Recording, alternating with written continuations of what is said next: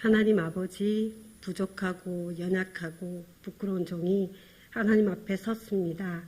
예수님의 귀하신 보혈로 씻어주시고 이 시간 오직 하나님의 말씀만 남게 하여 주시옵소서.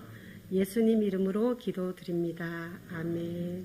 예, 오늘 기도하신 권사님 기도만 들어도 제가 내려가도 될 것 같습니다. 감사합니다. 네,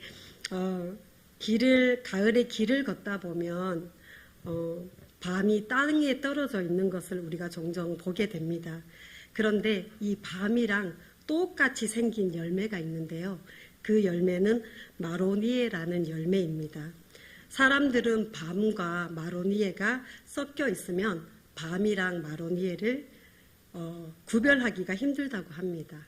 밤은 먹으면 달콤하고 고소하고 또 우리 몸에 좋은 열매이지만 반면에 마로니에는 독성이 있어서 섭취하면 발열과 오한과 구토 등을 유발하기 때문에 절대로 먹어서는 안 되는 열매라고 합니다. 그런데 이 마로니에와 밤이 섞여 있을 때 구별할 수 있는 방법이 있다고 합니다. 마로니에는 먼저 이 껍질이 뭉퉁하게 생겼고 이 뾰족뾰족한 가시가 듬성듬성 있는 반면에 이 밤은 껍질에 이 가시가 빽빽하게 있고 또 가시가 뾰족뾰족한 것이 이제 특징인데요. 특별히 이 마로니에와 이 밤을 껍질을 벗겼을 때 뾰족한 꼭지가 있는 것이 밤이고 꼭지가 없는 것이 마로니에라고 합니다. 이 밤과 마로니에가 섞여 있지만 정확하게 분명하게 구별이 된다고 합니다. 오늘 말씀은 신명기 말씀입니다.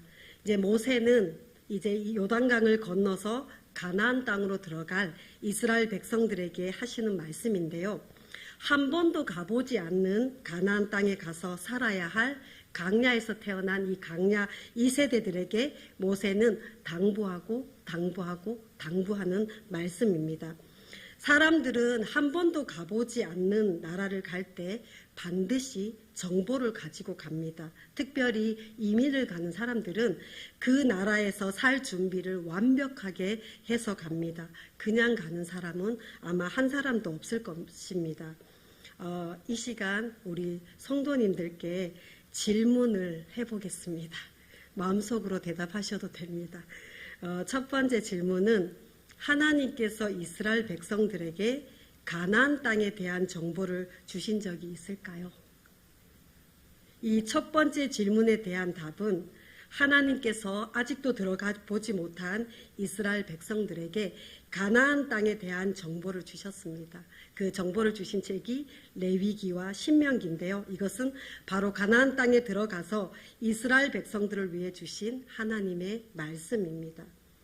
이제 곧 들어가서 살아야 할 땅, 가나안을 염두에 둔 정보입니다. 강야에서 태어난 2세대 또는 3세대, 4세대 계속 흘러가면서 가나안 땅에 살아가야 할 후손들에게 필요한 정보이지요. 누가 제일 먼저 읽고 연구해야 할까요? 그것은 바로 여호수아와 강야 2세대의 사람일 것입니다. 모세가 생각할 때 하나님에 대한 경험이 없는 강야 2세대, 이제 조금 있으면 2달 10일이 있으면 이제 강야로 들어가야 하는데 이 강야로 들어가야 할 2세대에게 가르쳐야 했습니다.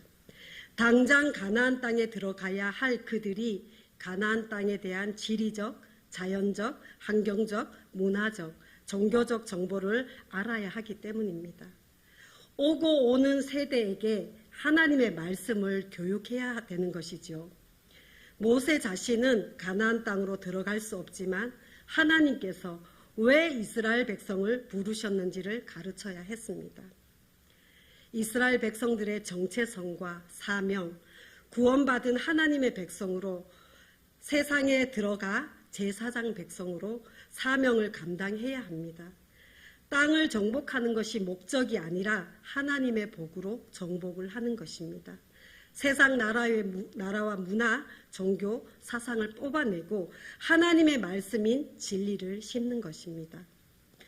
그래서 이스라엘 백성들이 그 문화와 섞이지 말고 그것을 정복해서 하나님의 깃발을 가나안 땅에 꽂아야 합니다. 그래야 아브라함을 통해서 하신 하나님의 약속, 너로 인하여 모든 민족이 복을 얻으리라는 창세기 12장 1절에서 3절 말씀을 이루시려는 것입니다. 그러면 하나님 백성의 정체성의 교육은 무엇이었을까요? 하나님 백성 정체성의 교육은 먼저 하나님을 섬기는 것, 하나님을 예배하는 제사와 하나님께서 조상들에게 하신 일들을 후손들에게 기억하게 하는 절기 교육이었습니다.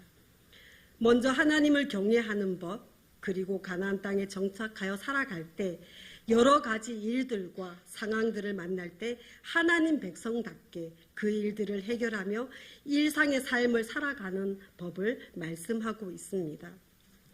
레위기에 보면 하나님께서 드리는 제사에 대한 규례, 레위기 11장에 보면 정한 짐승과 부정한 짐승에 대한 말씀, 12장에 보면 아이를 낳는 여인에 대한 규례, 13장에 보면 피부병에 대한 규례, 14장에 보면 한 번도 가서 살아보지 못한 집에 생긴 곰팡이에 대한 전염병에 대한, 그리고 나병 환자에게 정결하게 된 날에 대한 규례.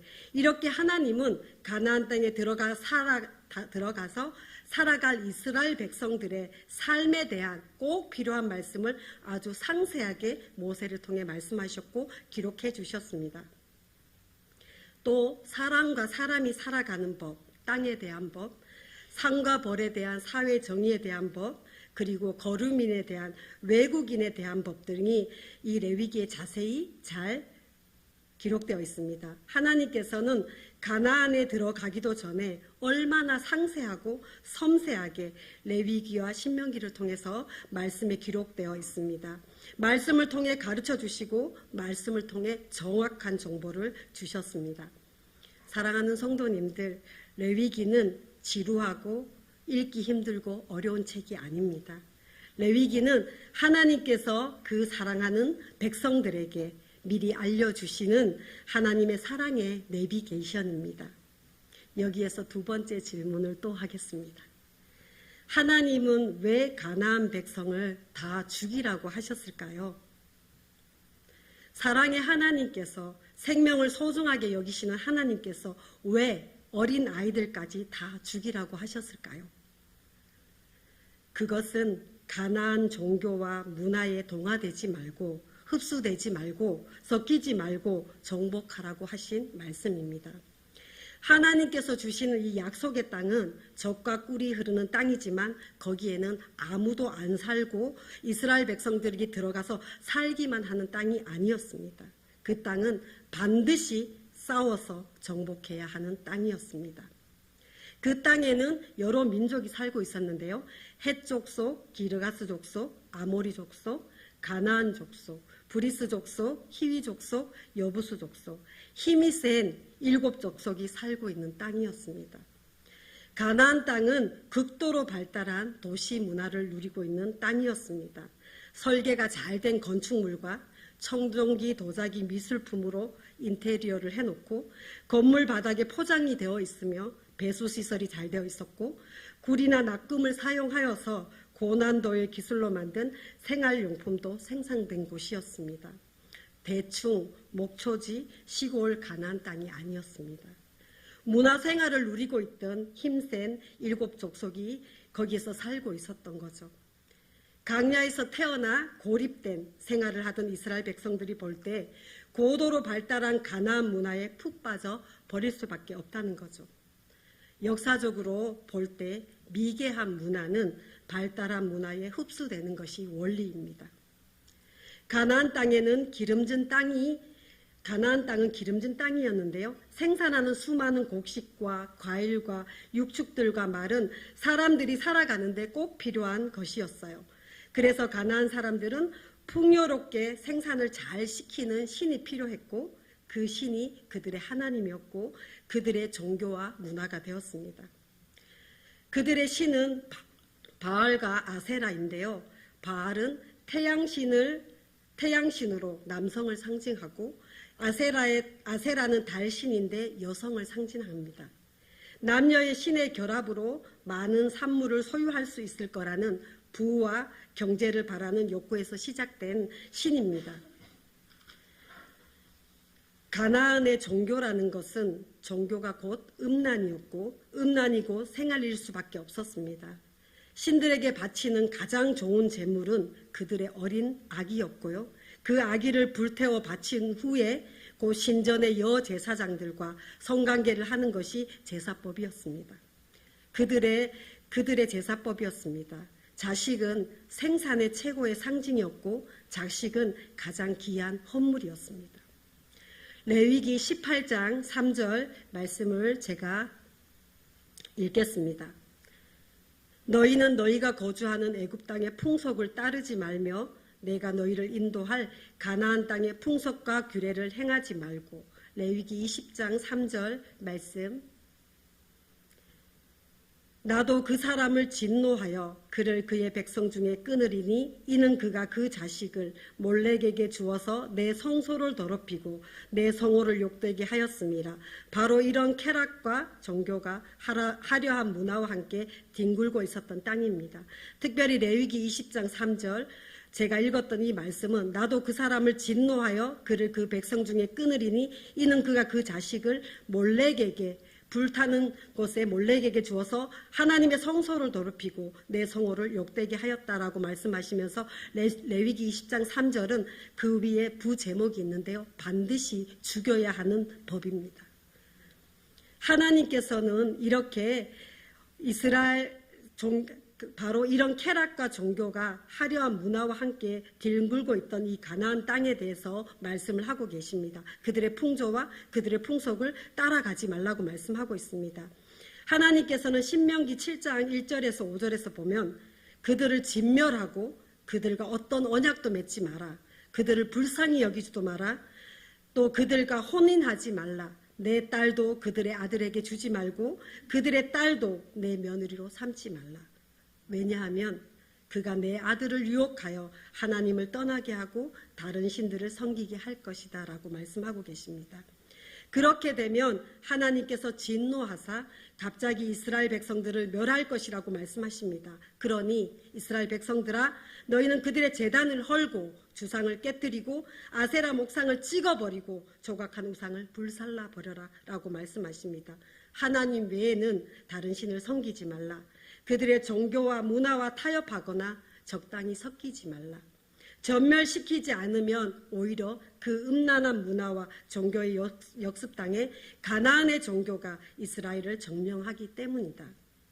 이것은 이스라엘 백성들에게 너무너무나 중요한 것이었습니다. 왜냐하면 사느냐 죽느냐, 삶이냐 죽음이냐, 생명이냐 영혼이냐 구원의 문제이기 때문입니다.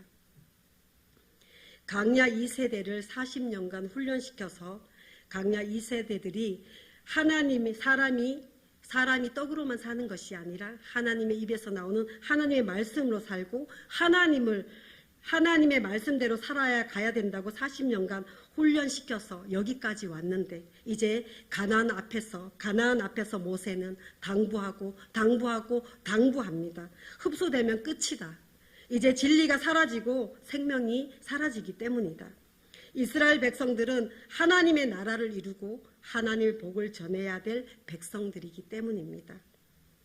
그래서 하나님은 레위기 19장 2절 말씀을 함께 합독하겠습니다. 레위기 19장 2절 말씀 시작.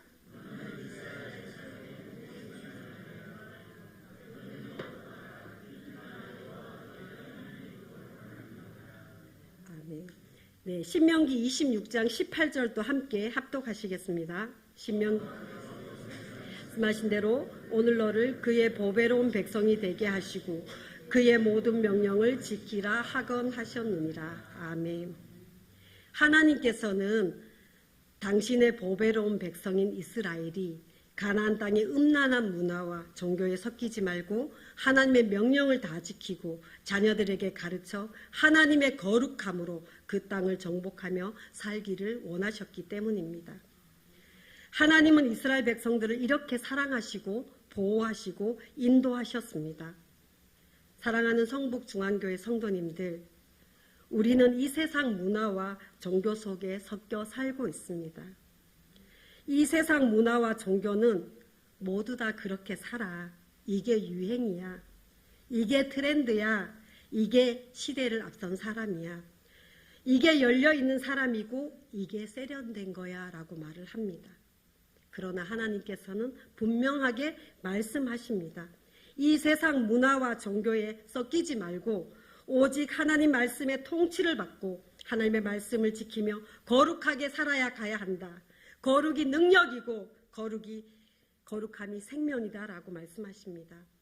우리는 하나님의 보배로운 백성입니다. 예수 그리스도를 통하여서 우리를 죄에서 구원해 주시고 우리를 예수 그리스도를 통하여서 하나님의 자녀로 삼아 주셨습니다. 하나님께서 하나님의 자녀된 우리를 성령 안에서 거룩하게 살 수 있도록 지키시고 보호하시고 인도하십니다. 이 세상에 거룩한 분은 하나님 한 분밖에 없습니다. 그 하나님께서 우리의 아버지 되십니다. 사랑하는 성북중앙교회 성도님들, 섞이지 말고 거룩함으로 승리합시다. 기도하겠습니다.